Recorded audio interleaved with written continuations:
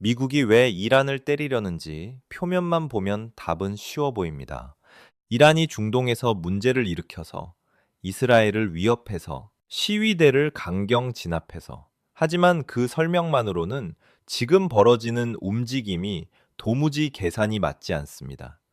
미국이 이란을 압박하는 진짜 이유는 사실 수천 킬로미터 떨어진 다른 곳을 향해 있습니다. 바로 중국입니다.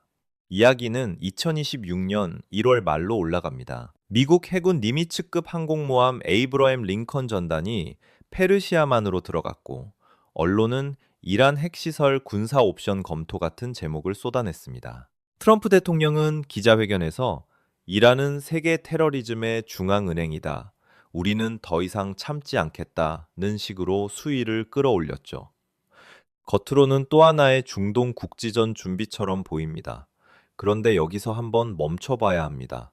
미국이 정말 이란 하나를 겨냥해 이 비용과 리스크를 감수할까요? 항모 전단 하나를 움직이는데 하루 약 700만 달러, 우리 돈으로 80억 원이 넘는다고 알려져 있습니다. 한 달이면 2,400억 원, 1년이면 거의 3조 원에 가깝습니다. 그런데 지금 미국이 꺼내든 카드는 항모 한 장이 아닙니다. 남미에서 작전 중이던 차세대 슈퍼 항모 제럴드 포드호가 긴급 전환 대기 상태에 들어갔고, 두 번째 포드급 존 F. 케네디 호는 해상 시험을 막 끝내 실전 배치가 코앞이라는 관측이 나옵니다. 호르무즈 해협 일대에는 토마호크 미사일을 가득 실은 알레이버크급 구축함들이 깔렸고, 오하이오급 핵잠수함은 어디선가 숨을 죽이고 있을 가능성이 거론됩니다. 잠수함 한 척에는 토마호크가 100발 안팎까지 실릴 수 있다는 이야기가 있죠. 하늘에서는 요르단 기지에 F-15 계열 전력이 추가 배치됐고, 이란의 지하 핵시설을 뚫을 수 있는 벙커버스터를 실을 수 있는 B, 이 스텔스 폭격기도 출격 준비 태세에 들어갔다는 보도가 이어졌습니다. 이 정도면 질문은 하나입니다. 미국이 이 거대한 전력을 이란 하나 때문에 움직였을까요? 정답부터 말하겠습니다. 아닙니다. 미국의 진짜 목표는 이란이 아닙니다.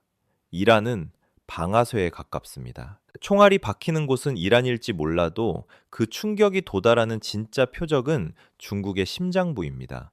중국은 세계 2위 경제 대국입니다. GDP가 미국의 70% 수준까지 따라왔고, 제조업은 이미 세계 1위. 전자제품, 의류, 자동차 부품, 배터리, 태양광 패널까지 말 그대로 세계의 공장이죠. 그런데 이 거대한 공장에 치명적인 약점이 있습니다. 에너지입니다. 공장을 돌리려면 전기가 필요하고, 전기를 만들려면 석탄과 천연가스, 그리고 무엇보다 석유가 필요합니다. 하지만 중국은 땅이 넓어도 석유가 넉넉히 나는 나라가 아닙니다. 2025년 기준 중국의 하루 원유 소비량이 약 1,580만 배럴, 자국 생산량은 약 420만 배럴로 자급률이 26% 수준이라는 수치가 언급됩니다. 나머지 74%는 수입으로 메워야 합니다. 쉽게 말해, 세계에서 두 번째로 빠른 슈퍼카가 있는데 차고에 기름이 거의 없어 매일 남의 주유소를 전전해야 하는 겁니다. 그 주유소가 어디냐? 1위는 사우디아라비아로 약 18%, 2위는 러시아로 약 16%, 그리고 3위가 이란입니다. 공식 통계로는 10% 수준이지만 실제로는 더 많을 수 있다는 분석이 꾸준히 나옵니다. 왜 실제가 더 많을 수 있느냐? 2018년부터 미국은 이란에 초강력 제재를 걸었습니다. 이란 석유를 사는 나라에 2차 제재를 가하겠다. 즉, 이란 기름 사면 너희도 미국 금융 시스템에서 퇴출이라는 압박을 던진 거죠. 유럽, 일본, 한국은 대부분 물러났습니다. 그런데 중국은 비웃었습니다. 중국은 다크플릿이라 불리는 유령 선단을 본격적으로 돌리기 시작했다는 관측이 있습니다. 선박 위치 추적 장치, AIS를 꺼버린 유조선들이 레이더 감시를 피하며 이란 원유를 실어 나르고 공해상에서 환적한 뒤 말레이시아나 싱가포르를 거쳐 원산지를 세탁해 중국으로 들여보낸다는 방식입니다. 통계상으로는 말레이시아산 원유인데 실물은 이란산일 수 있다는 이야기죠. 2025년 기준 다크플릿 유조선이 최소 600척 이상으로 추정된다는 말도 나오고, 이런 방식으로 중국이 이란에서 들여오는 물량이 하루 150만 배럴 이상, 중국 전체 수입의 13, met, some, met 15%에 이를 수 있다는 분석도 있습니다. 이제 그림이 그려집니다.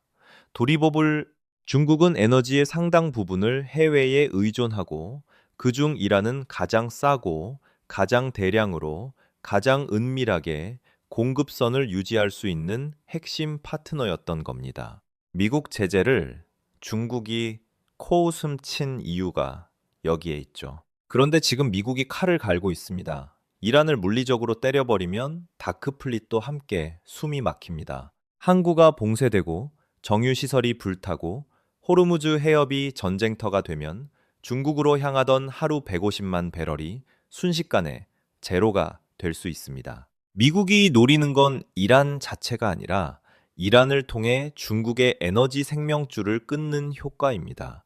총알은 이란에 박히지만 피를 흘리는 쪽은 중국이라는 계산이죠.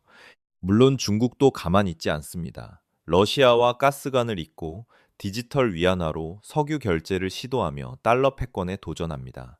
하지만 현실은 냉정합니다. 배는 가스관보다 훨씬 많은 양을 훨씬 저렴하게 운반합니다. 그리고 그 바닷길을 누가 장악하고 있느냐? 미국 해군입니다. 이게 2026년 이란발 전쟁 위기의 본질이라는 해석이 나오는 이유입니다. 그렇다면 정말로 미국이 이란을 공습한다면 어떤 일이 벌어질까요? 가장 먼저 국제 유가가 폭등합니다. 본문 기준으로 2026년 2월 브렌트 유가 배럴당 78, 80이 달러 선이라는 전제가 깔려 있는데, 공습이 시작되면 유가가 단기간에 배럴당 150달러에서 최대 220달러까지 갈 수 있다는 전망이 거론됩니다. 왜 이렇게 급등하느냐? 첫째, 공급 차질입니다. 이란은 세계 상위권의 매장량을 가진 산유국이고 하루 생산량이 약 320만 배럴이라는 수치가 자주 인용됩니다. 전쟁으로 이게 멈추면 글로벌 공급에 즉각 구멍이 생깁니다. 둘째, 호르무즈 해협 리스크입니다. 이 해협을 통해 전 세계 석유 물동량의 약 21% 하루 2천만 배럴 이상이 오간다는 말이 나옵니다. 그런데 가장 좁은 곳의 폭이 고작 33km. 만약 이란이 기뢰를 뿌리거나 미사일로 유조선을 위협하면 그 좁은 목이 단숨에 막힐 수 있습니다. 사우디, 이라크, 쿠웨이트, UAE에서 나오는 석유가 줄줄이 발이 묶이게 되는 겁니다. 셋째, 투기 자금입니다. 전쟁이 터지면 월가의 자금이 석유 선물로 몰려들고 실제 수급과 별개로 가격이 더 튀어오릅니다. 자, 유가가 배럴당 200달러 가까이 치솟았다고 가정해 봅시다. 미국은 버틸 수 있습니다. 셰일오일이라는 방패가 있으니까요. 하지만 중국에는 재앙이 됩니다. 중국 경제의 핵심은 제조업이고 제조업의 생명은 원가와 가격 경쟁력입니다.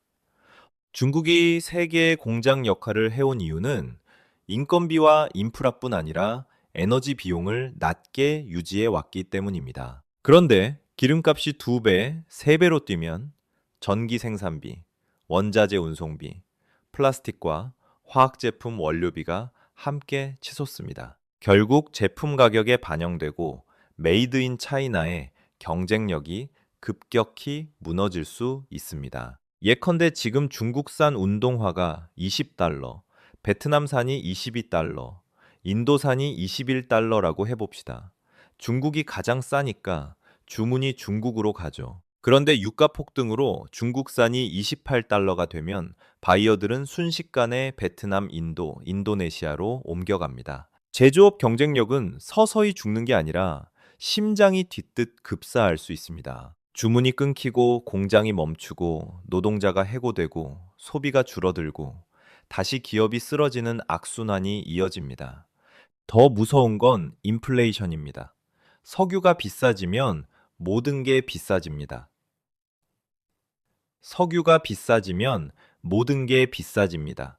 농산물 운송, 가공식품 포장재, 난방비, 택배비, 버스비, 항공권까지 물가가 통제 불능으로 치솟으면 그게 하이퍼 인플레이션의 초입이 될 수 있습니다. 여기서 중국 공산당의 권력 기반을 떠올려야 합니다. 민주주의는 못 주지만 대신 먹고 살게 해주겠다. 성장으로 풍요를 보장하겠다. 이게 중국 공산당과 14억 인민 사이에 암묵적 계약이라는 해석이 많습니다. 그런데 물가가 폭등하고 공장이 멈추고 실업자가 쏟아지면 그 계약이 흔들립니다. 미국이 노리는 건 미사일이 아니라 유가라는 보이지 않는 미사일로 중국 경제의 심장을 멈추려는 것. 이런 관측이 나오는 이유입니다. 그렇다면 미국은 왜 이렇게 자신만만할까요? 유가가 오르면 미국도 타격을 받지 않느냐? 당연히 이런 의문이 듭니다. 하지만 미국은 이미 에너지 요새를 구축했다는 평가가 있습니다. 핵심은 셰일 오일입니다. 일반적인 석유가 지하 깊은 곳에 액체로 고여 있다면 셰일 오일은 단단한 암석층에 스며든 형태입니다. 예전에는 뽑기 어려웠지만 2000년대 들어 수압 파쇄, 이른바 프래킹 기술이 확산되면서 미국은 생산량을 폭발적으로 늘렸습니다. 그 결과 미국은 세계 최대 산유국으로 올라섰고 본문 기준으로 2026년 현재 미국의 원유 생산량이 하루 약 1360만 배럴이라는 수치가 제시됩니다. 사우디가 약 900만 배럴, 러시아가 약 950만 배럴이라는 비교도 나오죠. 천연가스도 세계 1위 생산국이라는 말이 이어집니다. 그리고 2019년 미국이 역사상 처음으로 에너지 순수출국이 됐다는 대목이 자주 언급됩니다. 의미는 분명합니다. 유가가 오르면 미국은 피해도 보지만 국가 전체로 보면 셰일 기업이 돈을 벌고 세수와 일자리가 늘어나는 효과가 생깁니다. 반면 중국은 유가가 오를수록 비싼 돈을 주고 기름을 사와야 하니 국부가 빠져나갑니다. 같은 유가 상승이라도 미국은 득에 가깝고 중국은 실에 가깝다는 구조가 만들어지는 겁니다. 그래서 미국은 중동에 불이 붙는 걸 부담으로만 보지 않을 수 있습니다. 오히려 전략적으로 유리한 판을 만들 기회라고 계산할 수 있다는 거죠. 여기서 하나 더 중요한 장면이 등장합니다. 2026년 초 발표된 미국 국가 국방 전략, 그 키워드로 통합 억제가 거론됩니다. 예전에는 군사력으로만 위협했다면 통합 억제는 군사력에 더해 경제 제재, 금융 무기화, 기술 봉쇄, 사이버, 외교 압박, 정보전까지 모든 수단을 한 덩어리로 묶어 상대를 조이는 전략입니다. 그러니 이란 공습 논의도 단순한 군사작전이 아니라 하나의 트리거, 하나의 방아쇠일 수 있다는 해석이 성립합니다. 방아쇠를 당기면 유가가 폭등하고 중국이 타격을 받고 위안화가 흔들리고 공급망에서 중국이 밀려나는 연쇄가 설계돼 있다는 그림이죠. 그리고 2026 NDS 문서에 중국은 미국이 직면한 가장 포괄적이고 심각한 도전이라는 취지의 문구가 명시돼 있다는 주장도 나옵니다. 러시아도 위협이지만 장기전의 상대는 중국이라고 못 박았다는 겁니다. 정리하면 이렇습니다. 미국은 쉐일이라는 방패를 세웠고 이란 공습이라는 칼을 쥐었습니다. 칼을 휘둘렀을 때 미국은 방패로 충격을 흡수할 수 있지만 중국은 맨몸으로 맞아야 할 수 있습니다. 이게 지금 벌어지는 게임의 핵심이라는 이야기입니다. 그런데 여기서 끝이 아닙니다. 그럼 미국이 완전 유리하네. 그냥 이란을 치면 끝이잖아. 이런 결론은 너무 빠릅니다.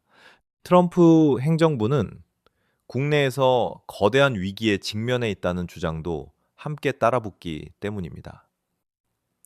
이렇기 보디 투 트럼프 행정부는 2026년 초 미국 정치를 뒤흔든 두 개의 대형 스캔들이 거론됩니다. 첫 번째는 앱스타인 파일 추가 공개입니다. 2019년 교도소에서 사망한 억만장자, 성범죄자 제프리 앱스타인. 그가 단순한 범죄자가 아니라 상층부와 연결된 네트워크의 중심이었다는 의혹이 계속됐죠.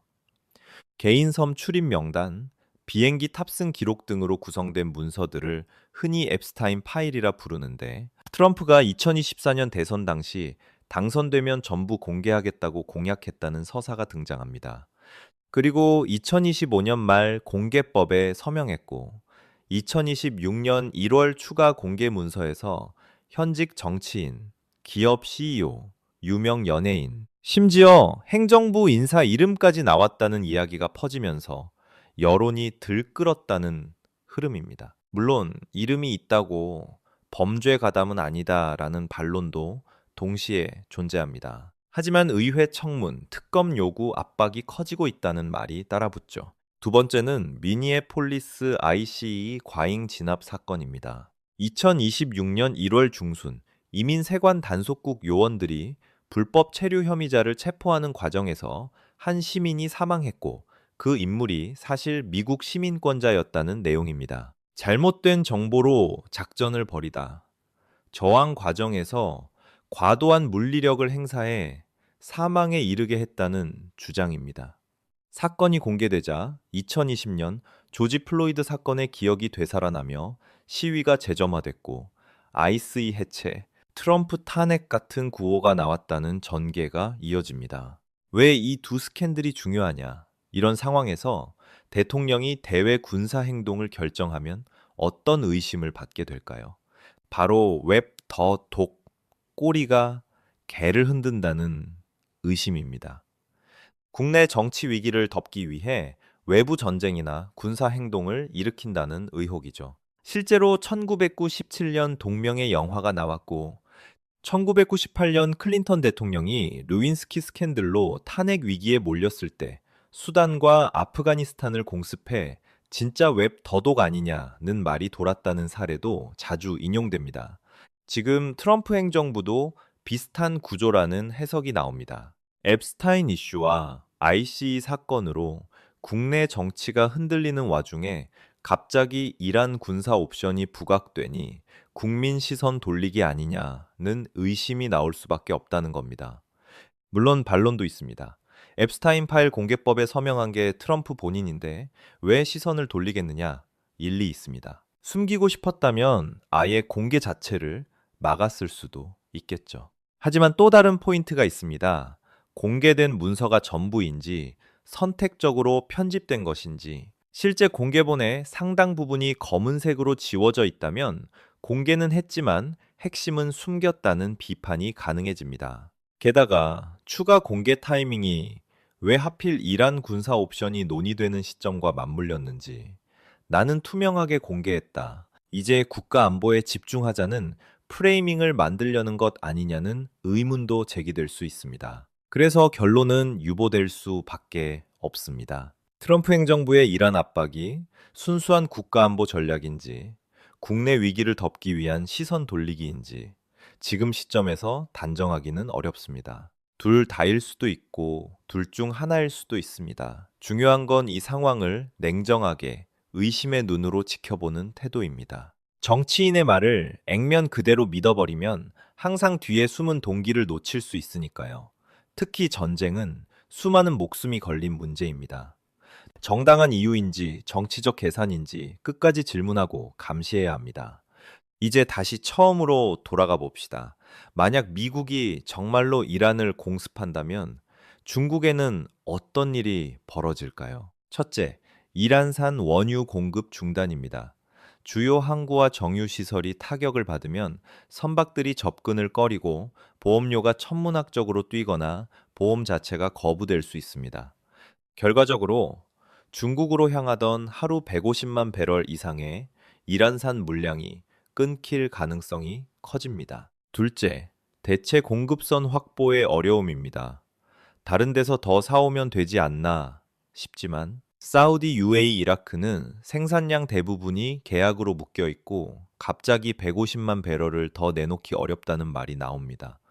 러시아도 이미 최대한 팔고 있고 생산 여력이 제한적일 수 있습니다.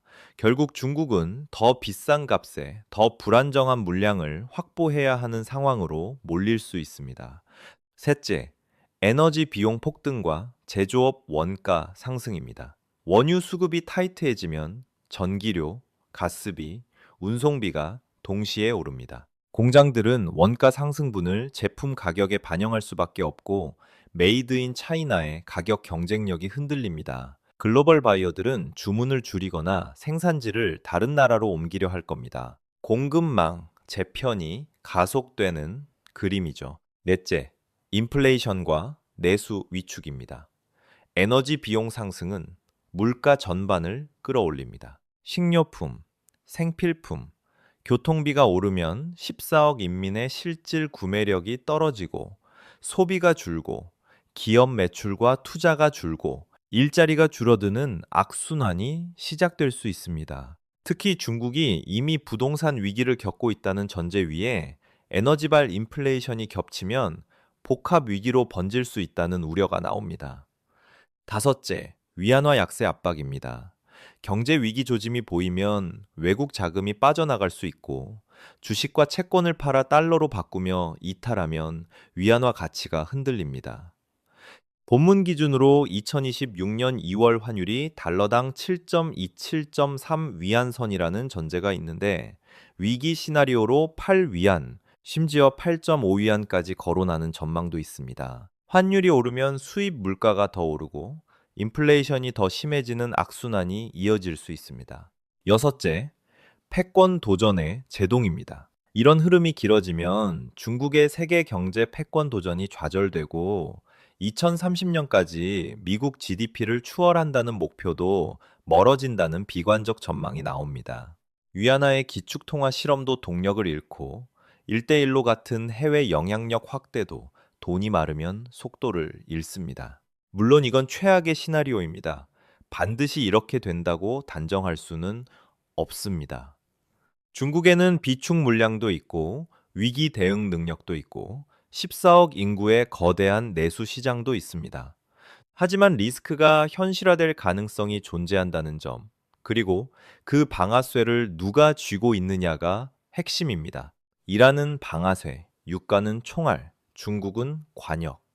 이 구조를 이해해야 지금 벌어지는 일들의 본질이 보입니다. 마무리해 보겠습니다. 오늘 이야기의 핵심은 한 문장으로 정리할 수 있습니다.